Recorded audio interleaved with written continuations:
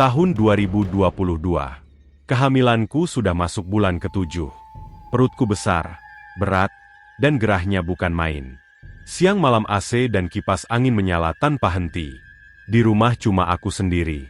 Suamiku kerja shift di bandara. Jadwalnya sering berubah. Kadang pagi, kadang sore. Kadang masuk sekitar jam 7 atau 8 malam. Malam itu selepas Isya, rumah terasa lebih sunyi dari biasanya. AC berdengung dan kipas berputar pelan. Lampu ruang tamu redup kekuningan. Aku di kamar, cuma pakai bawahan mukena yang kutarik sampai dada. Hamil besar bikin sesak dan panas. Pintu depan ku kunci rapat. Pagar luar juga ku gembok.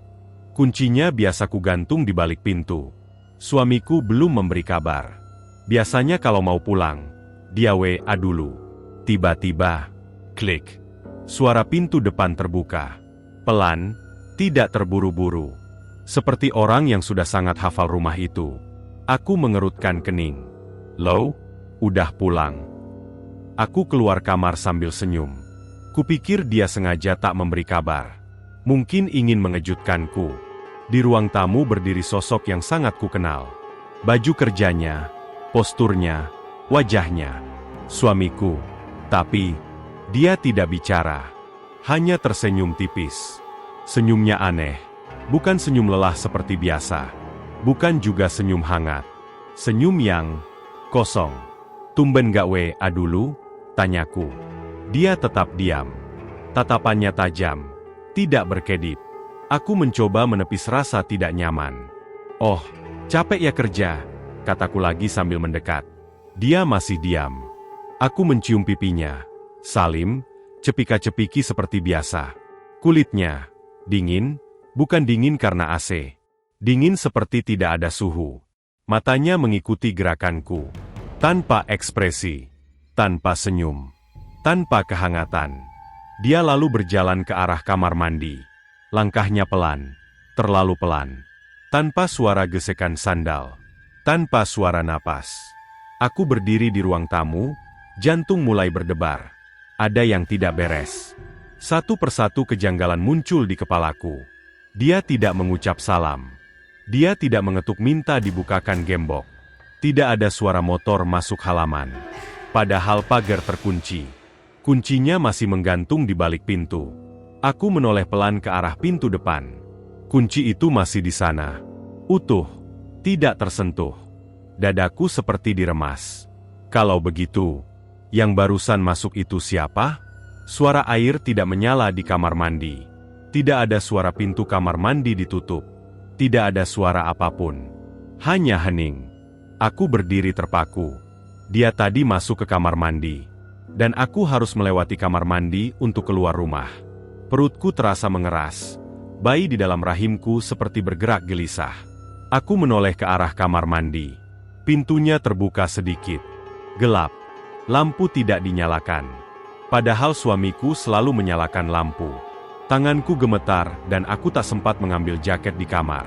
Untuk kembali ke kamar, aku harus melewati pintu kamar mandi itu. Aku takut. Sangat takut. Aku mengambil handuk yang tergantung di dekat pintu dan menutup dadaku.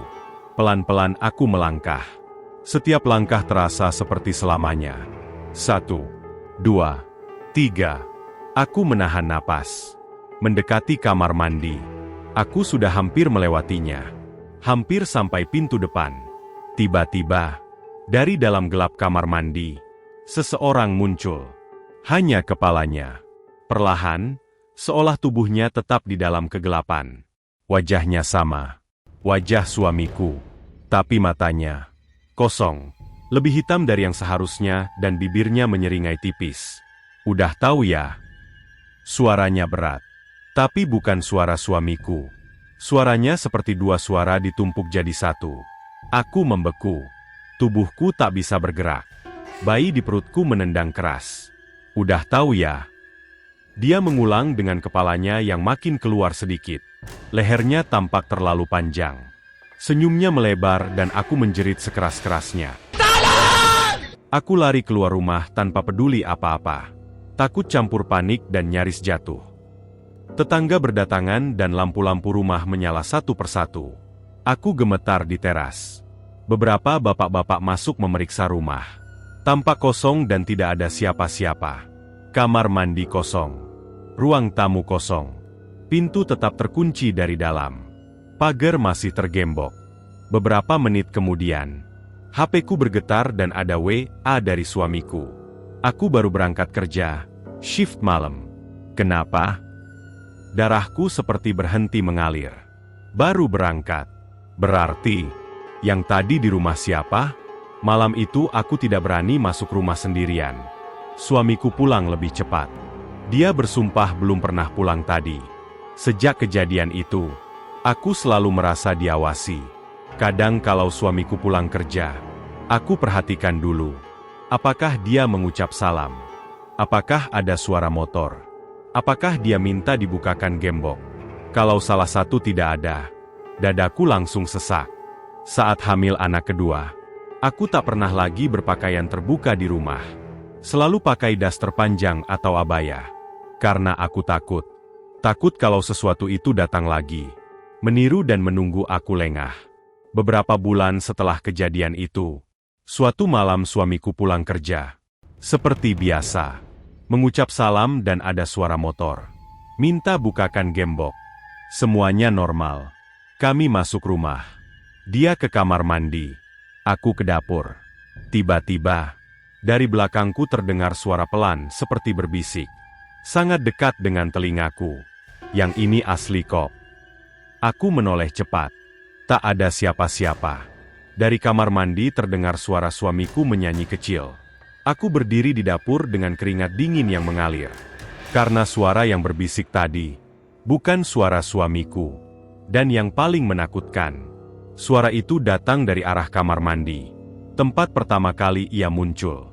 Dan sejak malam itu, setiap kali suamiku pulang, aku selalu bertanya dalam hati, yang ini benar suamiku, atau bukan?